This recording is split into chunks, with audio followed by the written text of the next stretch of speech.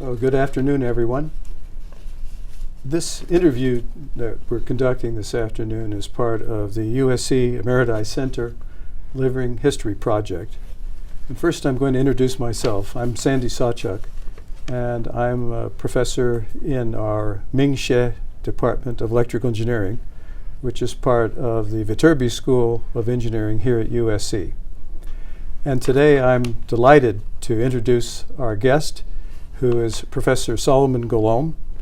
He is a university professor and distinguished professor of electrical engineering and mathematics, also in our department and in electrical engineering. And he is one of our longest serving faculty members, someone with a distinguished, outstanding record. I want to begin by asking him a few questions about his background, say a few things about your education, and how did you ever get involved in the field of mathematics and engineering applications that you started with? Well, I was always good in mathematics in school, but I never took a special interest in it until I took a 10th grade geometry course, and that was the first time I was really exposed to the basic substance of mathematics, which is stating and proving theorems. And I took a liking to that. And it was by my senior year in high school that I decided that I wanted to major in mathematics and probably even get a PhD in it and teach it.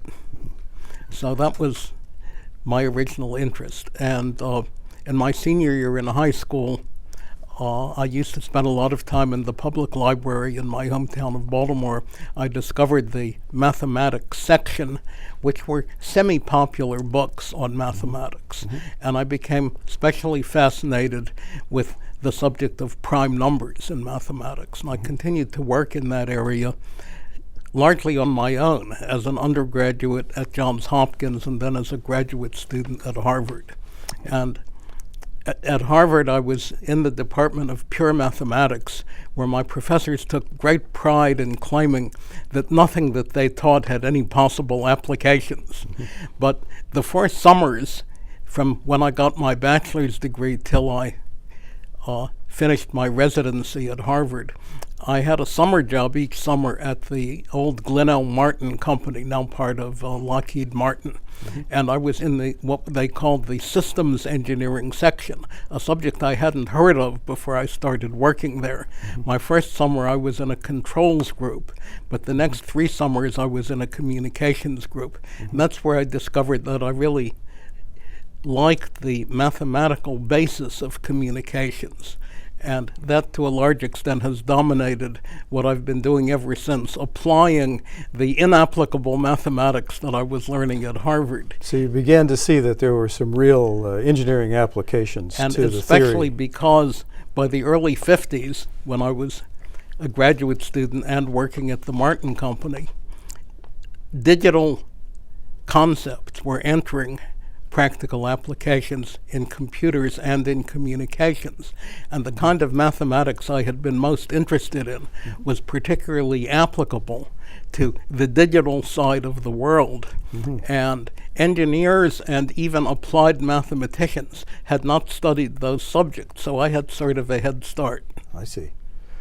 I also know you have a head start in that you completed your undergraduate study at Johns Hopkins in what must be some record time.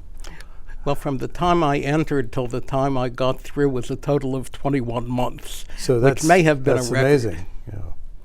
So you seem to have a clear path that this was going to be your career, this was your field. And then, so after you got your PhD at Harvard, what next? Well, actually, before I officially got the PhD, I had almost on a lark applied for a Fulbright fellowship. And to my surprise, I was awarded it. And I spent a year in Scandinavia.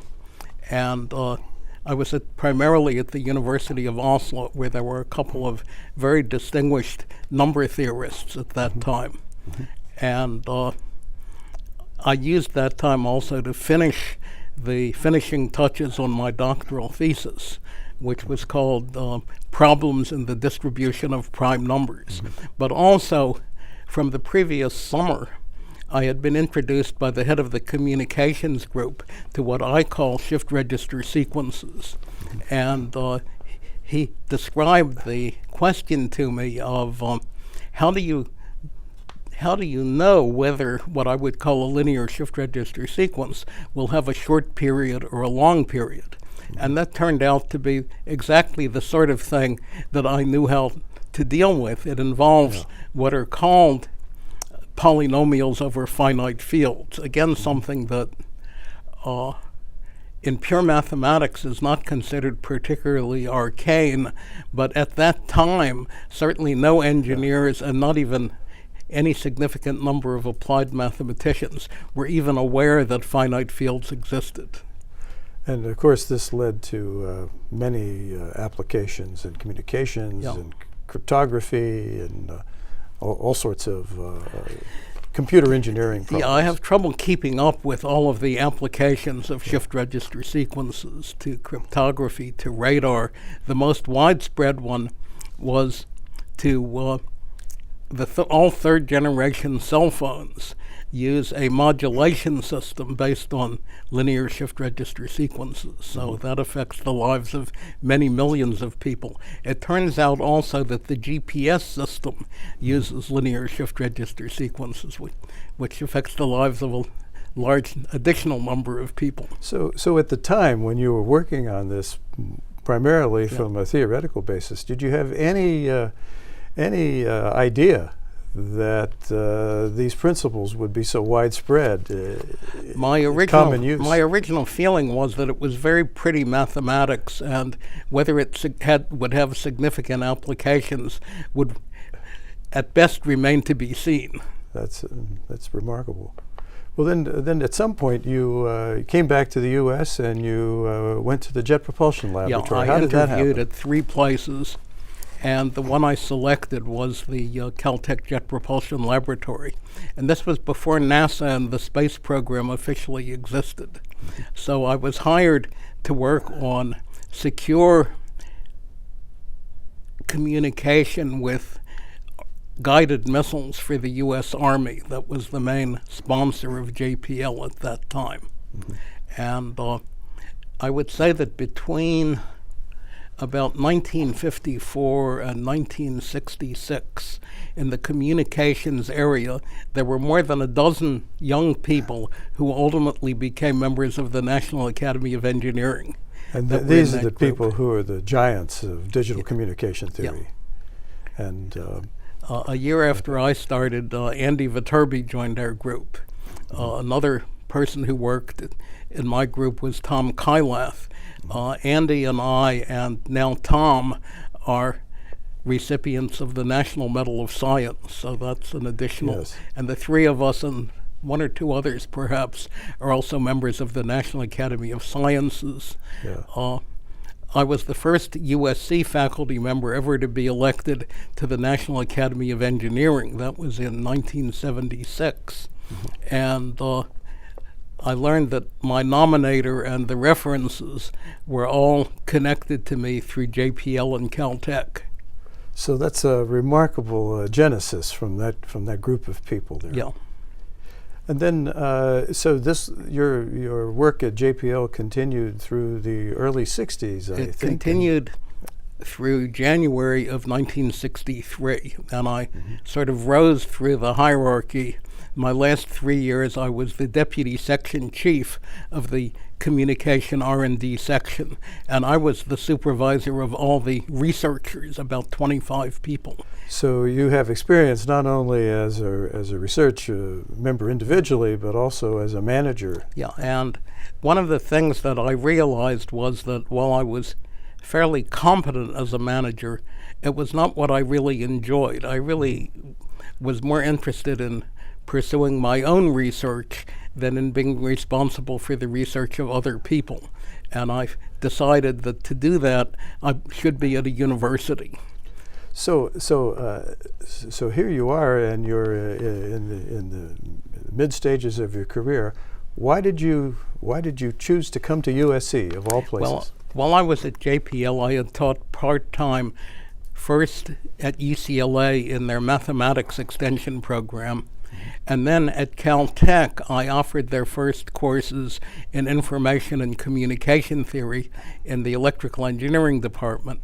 And quite late in my JPL career, I started teaching part-time at USC. That started with the fall semester of 1961. So I had experience at all three of these Southern California institutions. And I got offers from all three of them.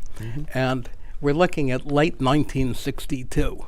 At that time, everyone knew about Caltech. It was a famous institution. UCLA was well known. I'm not sure there was any area at that time where USC was even ranked.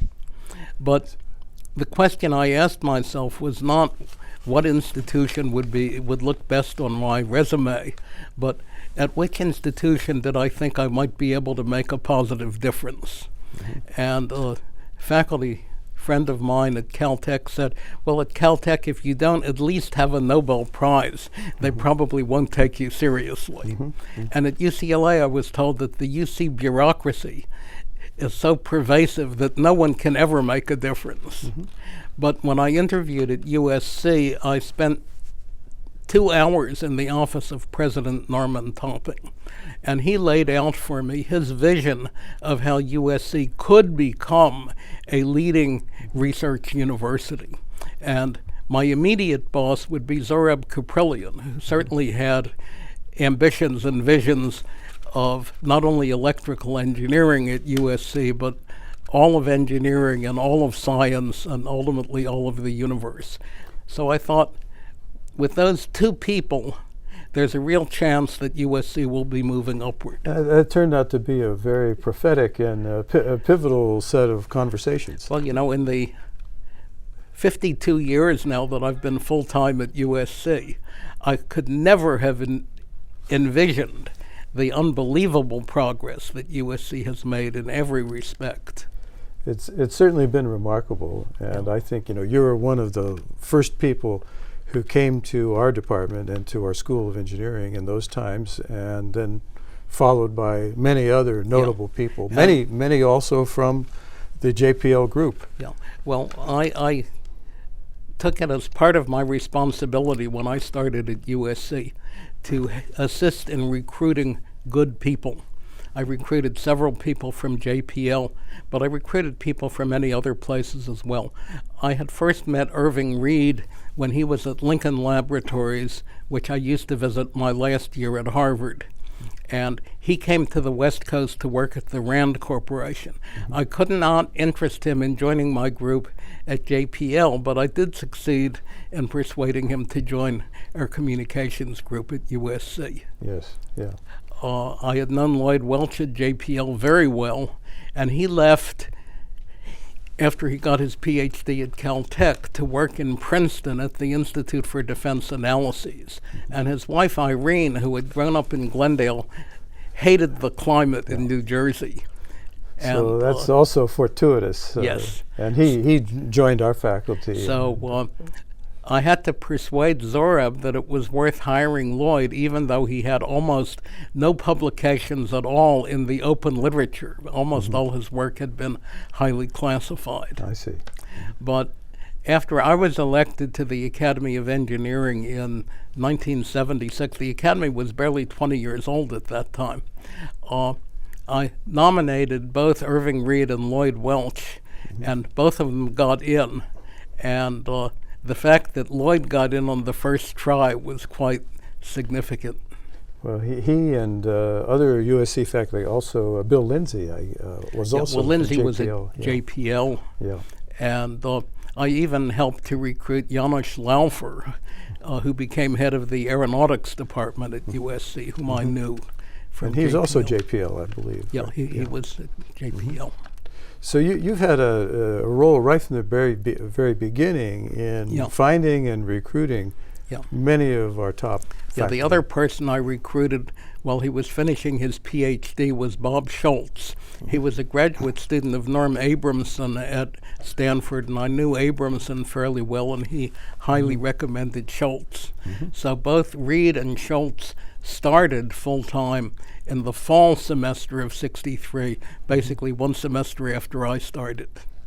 And since then, the rise in the quality and the stature of our department has just been tremendous. And I came to USC years after you did, but even then, at that point when I came, the trajectory was upward, and since then we're really expanded. And I think it's fair to say all of this is on the foundation of these hires that occurred in the '60s, in the early '60s. So. And I think that while the expansion of the physical plant at USC is spectacular and represents literally billions of dollars of construction, what I think was the biggest achievement of the last 30 years was President Stephen Sample's ability to dramatically improve the quality of the undergraduate student body. That was something that each previous president had stated as a goal, but Sample figured out a strategy to accomplish it. And for a number of years now, the average SAT score of our incoming freshman class is higher than at any UC campus, which astounds people when they hear that. That's a tremendous achievement. Yes, I guess it started years ago with advances in the graduate school, in our graduate program, and I guess can you say something about the evolution of our graduate students in this field over the years? I recall at first we had many students who were supported by industry fellowships, say from Hughes and so forth. Well, what Zorab understood was you could create quality programs if you figured out the funding source. So he realized that Los Angeles and Southern California were, going back even to the '60s, was a center of the aerospace industry. And he started an extension program focusing on companies like Hughes Aircraft and TRW, and got them to pay the tuition for the students that they sent to USC to get advanced degrees in electrical engineering. And that program has evolved steadily. It's now called our Distance Education Network. It's on nationwide and even worldwide television now. But during the Cold War years, the graduate students we enrolled through that program were typically our best students. That changed with the end of the Cold War, because USC's reputation had increased to the point that we were attracting full-time resident students, especially from countries like China and South Korea, India, that were extremely good students. And for a number of years after the Cold War ended, industry was no longer attracting the very best people. The defense industry in particular was sort of losing out to the computer industry for top candidates. I just looked at the grades of my second midterm in a senior and primarily first-year graduate course in electrical engineering. And for the off-campus students, the median and the standard deviation were almost identical to the scores for the on-campus students. That's better than it would have been for the off-campus students as recently as 10 years ago, not as good as it would have been 30 years ago. I recall there too, when the Distance Education Network started, there were a lot of benefits that have continued through this day. One is, again, outreach to local industry, particularly the aerospace industry, and that interaction has been beneficial both ways.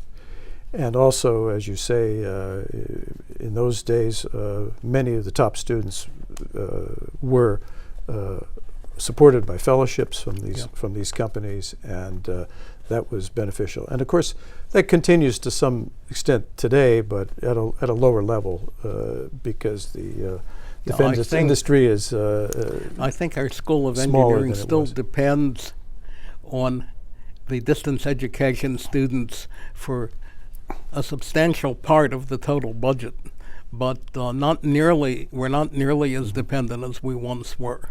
And I haven't looked recently, but I know that about 10 years ago, our electrical engineering systems department produced nearly half of all the PhDs in the university. We're close to that, not Yeah. maybe a little less than half, but there are a lot of graduate students, doctoral students Right. in EE. Yes, I also think another legacy of that is the distance education network itself. When it started more than 40 years ago, it was a point-to-point microwave communication link, and I remember there were dishes on top of the various buildings. That And went we to had locations. couriers to And we had physical couriers who ran around. And deliver now, the homework. now all of that, it's all streamed live on the internet Right. in high definition, and people anywhere in the world can take Right. classes. So that's and I think in that sense, USC has been a leader worldwide in engineering education. Yeah, I mean, people have been talking about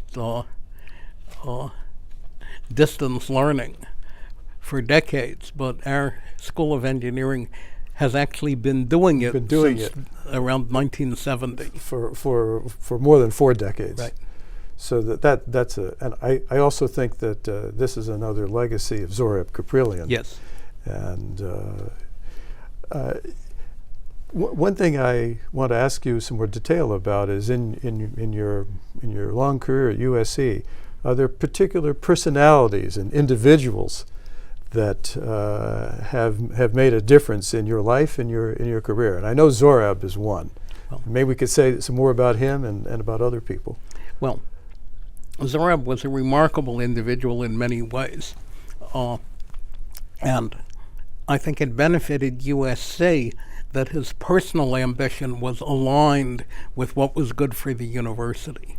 I think if he had gone into private business, he could have become possibly even a billionaire, but his focus was on improving things at USC, and he rose successively, ultimately to being the executive vice president of the whole university. I think people who didn't get along with him tended not to stay at USC very long. I thought Norman Topping was a great president, and we had a couple of competent presidents after that, but Stephen Sample was a great president, and I think Max Nikias, who has been president for nearly 5 years now, is continuing this outstanding tradition of further improving the university. Max reminded me that I was one of the faculty members who interviewed him for his first job at USC in 1991, and I think I was on every committee since then, like recommending him for Dean of Engineering, and I was even on the Presidential Search Committee that recommended him to the trustees to become I know you've had a big role in helping to interview and select many of the important people. Well, I've been in all kinds of USC. dean search committees and provost search committees, and so to some extent I almost take the view that I appointed them, so they work for me. Well, But, you had a strong role behind the scenes, I think. right. I recall at one point Kaprilyan had several different job titles, and I'm not Yeah. quite sure and how he kept them rarely straight. gave up a previous title when he got a new one, and definitely didn't give up the office that he used to occupy. So I think when he was executive vice president, he still had offices as chairman of electrical engineering, as dean of engineering, as vice president for research, and and he even had an office out at our ISI, our what does that stand for? The Information The Sciences Information Institute. Sciences Institute in Marina del Rey. You know, that's another very special case of a very internationally known research institute, and they were a group of people who left RAND Yes. 40 years ago. And that was I know a there's case also where Zorab saw an opportunity. And the way he dealt with the structure at USC was he merely took action and then announced a fait accompli to the board of trustees, and somehow he was able to do that. Zorab was able to hire people sort of instantaneously, whereas today our procedures would usually take months to accomplish that. He was certainly a man of action. Yeah, and he knew how to get things done, which was quite remarkable. In addition to your years of research in communication theory and information theory, you have also interest in mathematical games and puzzles. Can you say something about that? Well, I think there were three things that I started working on when I was a graduate student at Harvard that have sort of played parallel lives in my career. One was my doctoral work on the distribution of prime numbers, and in recent years, the formula I discovered that I think was my main contribution to that subject has been widely applied to get dramatic new results on, for example, it was finally shown a year and a half ago that infinitely often there are two primes separated by no more than some finite distance b. The original value of b that was proved was 70 million, but that's been reduced to 246. What everybody believes is the true value is the number 2. So 246 is much less than 70 million, but still a lot bigger than 2. Then the work I started doing at the Martin Company on shift register sequences has been a big part of my subsequent work. And the third thing was a topic in recreational mathematics that I started working on also while I was at Harvard. And I'm sure there are more people who know of me with my invention of what are called polyominoes. And my book on polyominoes has been translated into several languages, most recently into Japanese, but there was a Russian translation quite early, and a young Russian named Mr. Pajitnov read that Russian translation, and he was inspired to invent the game of Tetris. So the puzzle pieces in Tetris are they're what I call tetrominoes in my book. Polyominoes or tetrominoes. Yeah. That's remarkable. Yeah, they're all made of 4 connected unit squares. I see. Has the Russian inventor, has he ever given you credit for this? Or, I think he always said that was his inspiration. And because when he did this, Russia was not party to any international treaties on intellectual property rights. I'm not sure he ever got any significant reward for inventing the Tetris. Game. And I actually got a few rubles when I was in Russia in 1976. They didn't believe in the capitalist notion of paying royalties based on sales, but since they were selling locally a Russian translation of my book, they thought I was entitled to something. So they probably gave you rubles in a Russian bank account, only they spendable they there. gave me rubles in cash. I see. And you couldn't buy anything that was worth buying if you didn't have dollars or other Western currency. I see. That's interesting. And I know you were involved for many years with Martin Gardner, who was the... Well, Martin you could Gardner say something about for 25 years wrote and edited the mathematical games column every month in Scientific American. And my first article on polyominoes was published in the American Mathematical Monthly in December of 1954 while I was still at Harvard. But Gardner, fairly early in his career at Scientific American, had seen my article and featured it in his May 1957 column in Scientific American, and that's what really made polyominoes a worldwide subject. And he had many subsequent articles on polyominoes, on half a dozen other subjects that I introduced him to. I see. Gardner passed away about 5 years ago, and I think in October of this year, people were celebrating what would have been his 100th birthday. Well, he's certainly very well known in the field of mathematical puzzles and games, and probably you were of equal stature to him in many In fact, when I met areas. the publisher of Scientific American at that time, Gerald Peel, I think he told me that he had encountered my name in his magazine more often than any other person. I see. As you look back in your career in communications and information theory, is there anything you really would have done differently? And anything you would have changed if you were able to unwind things and go back?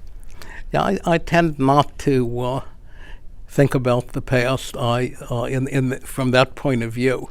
But when I look back, what I realize is that most of my main achievements have been in response to being asked an important question where I was fortunate to have the tools to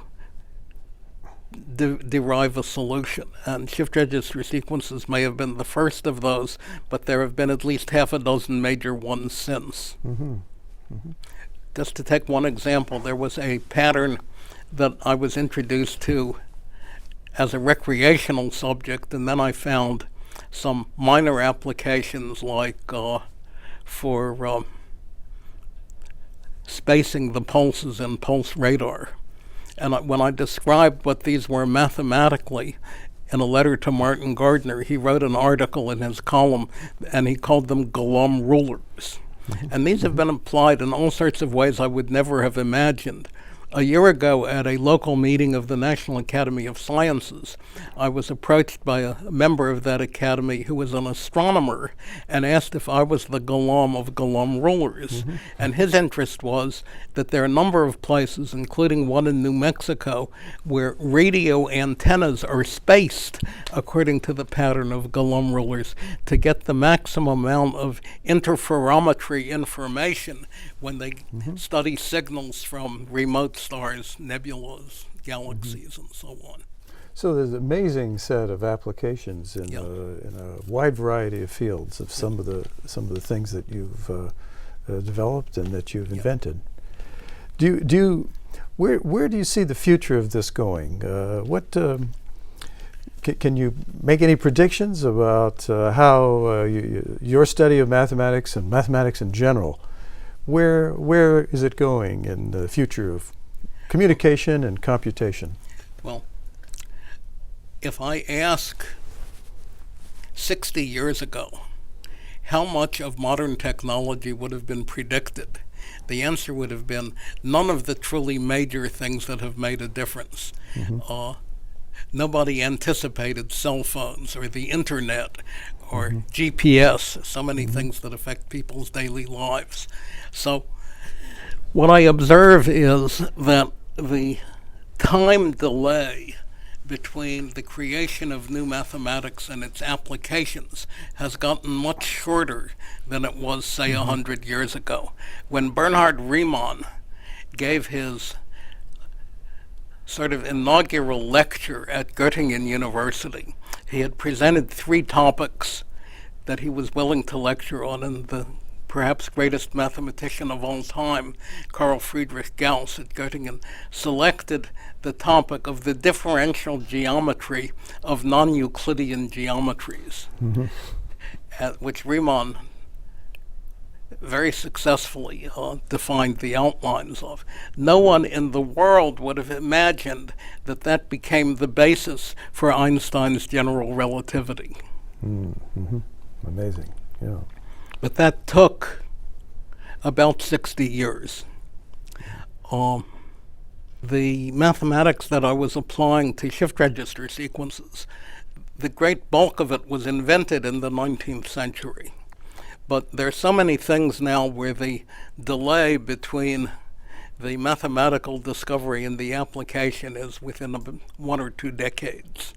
So now perhaps the sort of the instant availability made possible by the internet and the World Wide Web is a factor in shortening the time that it takes. Yeah, I think an interesting example. There was a great British mathematician named Littlewood in the late 19th and first half of the 20th century. And in his somewhat autobiographical book, A Mathematician's Miscellany, he calls it, he described when he was working on his doctoral thesis, he was unaware of the literature on that subject that had been done more than 10 years earlier in Germany. Today it's inconceivable that one wouldn't be aware of what has been done even sort of last week because of the internet. That's right, yeah. So perhaps the time between the first conception and eventual application will be shorter as time goes on. I heard a Harvard physicist a couple of years ago saying that with all the information that's now available, the problem isn't finding the answers. The problem is coming up with the questions. Right, yeah. And to me, another issue is just sorting through this massive information, much of which is redundant and perhaps even incorrect, too. Yeah, I mean, Wikipedia is very useful, but not guaranteed to be correct. They even have my birth date off by 1 day. I suppose you can go in and edit that yourself. Yeah, I probably could if I wanted to take the time. I know you also have many other interests beside math and engineering.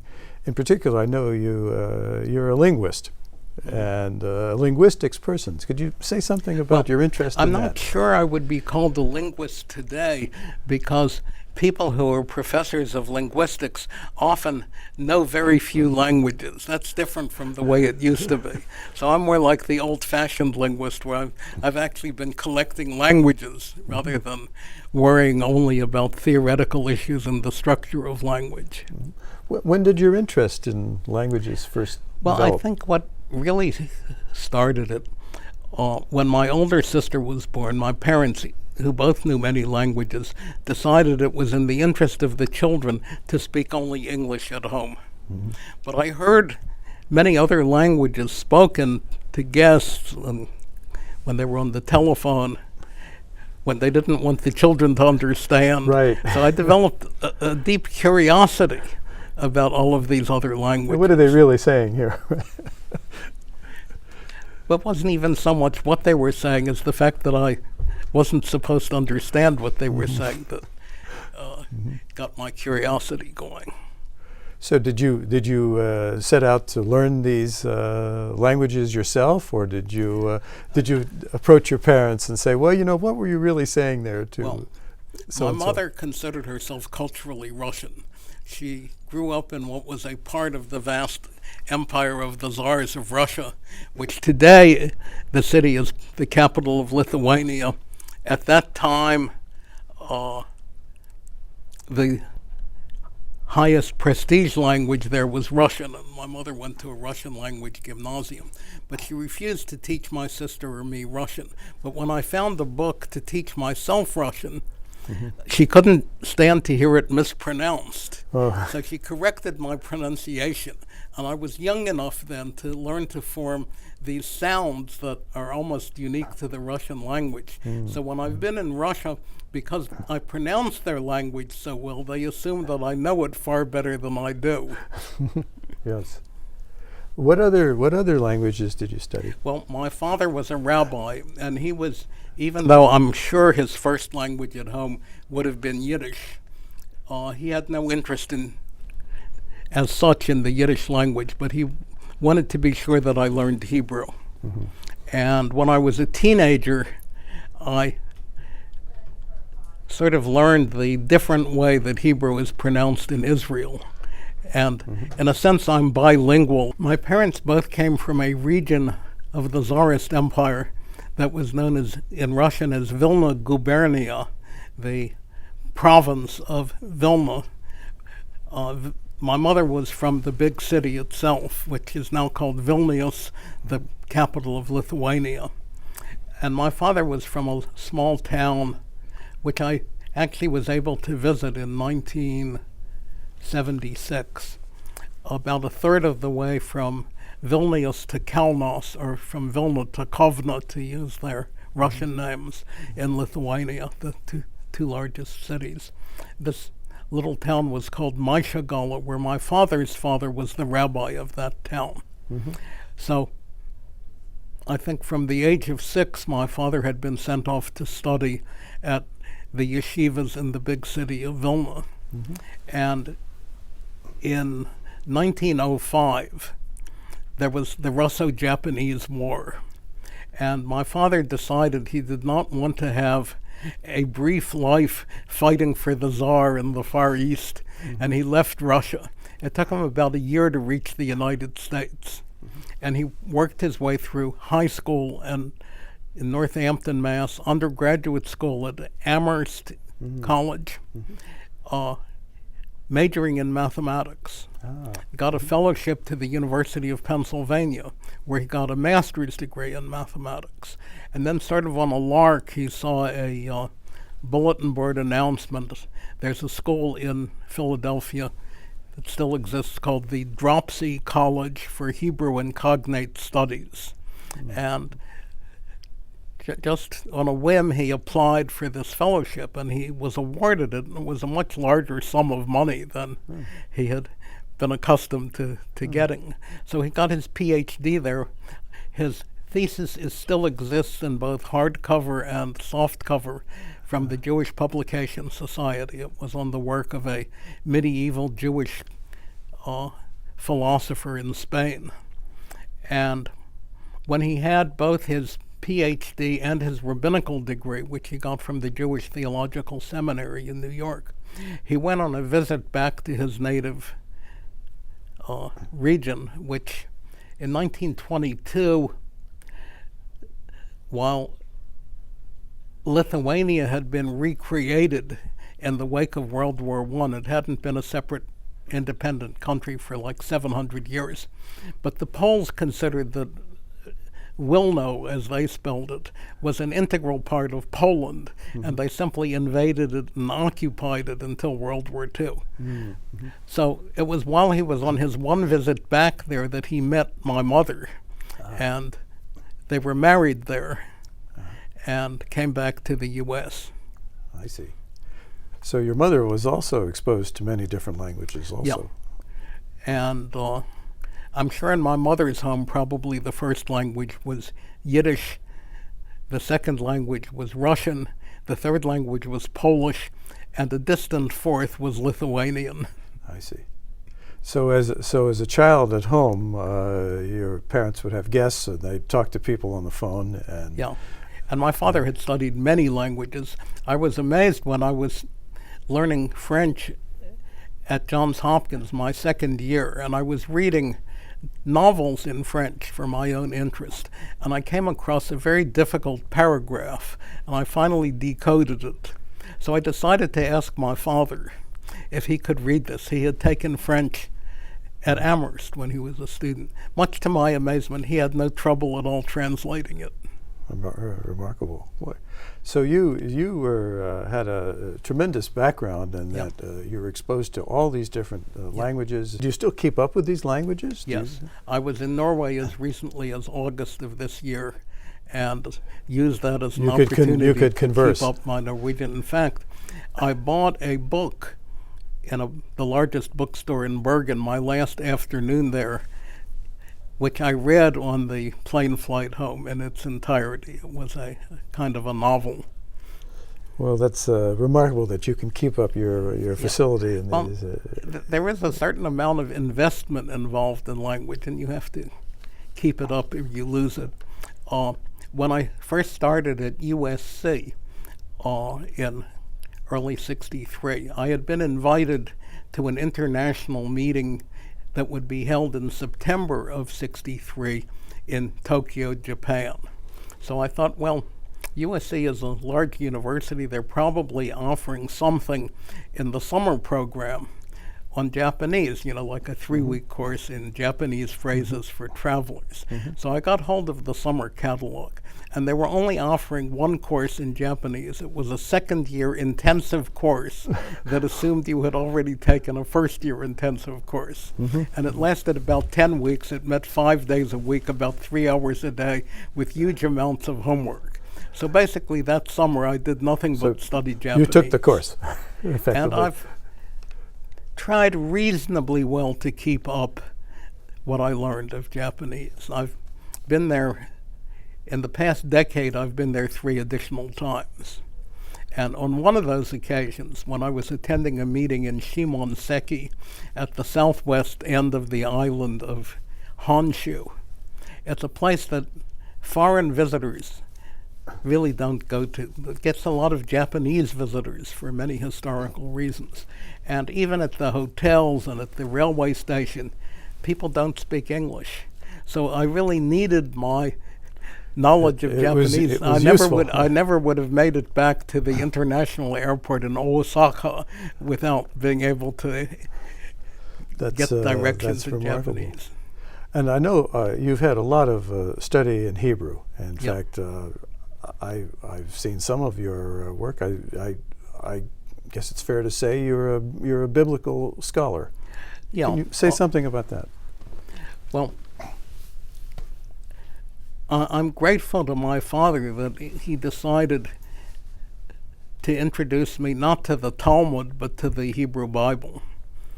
The Talmud is not even in Hebrew. The Babylonian Talmud is in a language called Aramaic, related to Hebrew, about as close maybe as German is to Swedish or something of that sort. But I fell in love with the language of the Hebrew Bible. And he started me with the book of Genesis, which in many ways is the most interesting book in the Hebrew Bible. And I took courses in it at the institution where my father taught in Baltimore. And I probably know some significant fraction of the Hebrew Bible by heart in Hebrew. And I know at one point you taught a class. It was a seminar class. A number of years ago, I taught a freshman seminar specifically on the book of Genesis. I see. And you never learn more about a subject than you learn when you teach it. And you could refer to the original texts and manuscripts.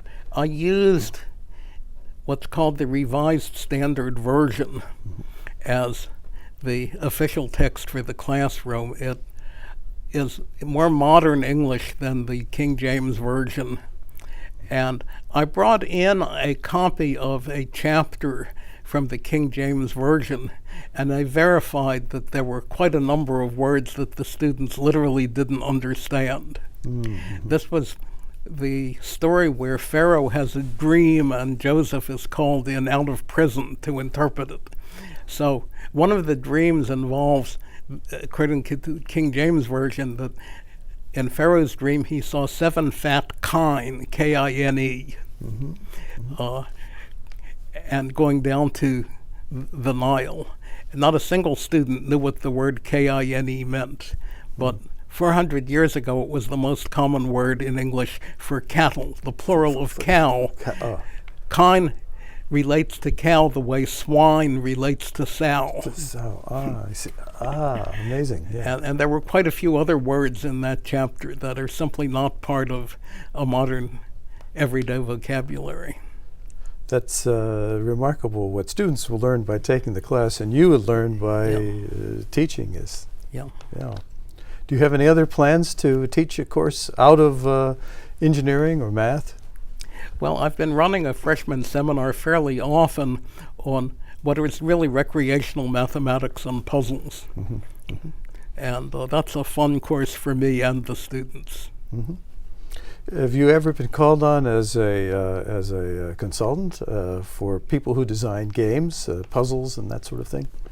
I was offered an opportunity a number of years ago when there was a lawsuit against the people who were selling Rubik's Cube, and I declined the opportunity. A friend of mine became the expert witness in that case. Is intellectual property There related was to no the Rubik's intellectual Cube. property dispute. Mhm. I do occasionally do some patent consulting in the communications area. And one of the advantages of that is it keeps me abreast of current communication technology that big corporations are willing to fight over. Mhm. Well, we've talked a lot about your career and things that you've done in the past. What are you doing at the moment, and where do you see your work going in the future? Well, I'm working on at least 4 books at the moment. 3 of them are new editions of existing books, and one is a book I've had sort of in mind for a very long time, but I have enough material. What I don't have is enough time to work on all of this. So you have plenty to keep you busy for Yeah. for quite a while. Yeah, and I have no interest in retiring. Well, you've been a tremendous asset to USC in many, many ways, both as a scholar, as a academician, as a person who's involved in hiring and recruiting and interviewing members of the administration. And I think you've had just an innumerable number of benefits to our university and to the whole field of mathematics and certainly engineering and communication engineering and information theory. And it's, USC is much better and much stronger for having you on our faculty, and it's just to me a fortuitous set of circumstances that brought you here and that have kept you here and kept you interested in being here over all these years. Well, I've certainly enjoyed all of my time at USC. I've never had any second thoughts about it, and as long as I'm healthy enough, I hope to continue on the faculty. And we're certainly delighted to have you, and it's been a pleasure talking to you, and I'm so glad and I'm honored to be here as your interviewer. Well, thank you so much. Okay.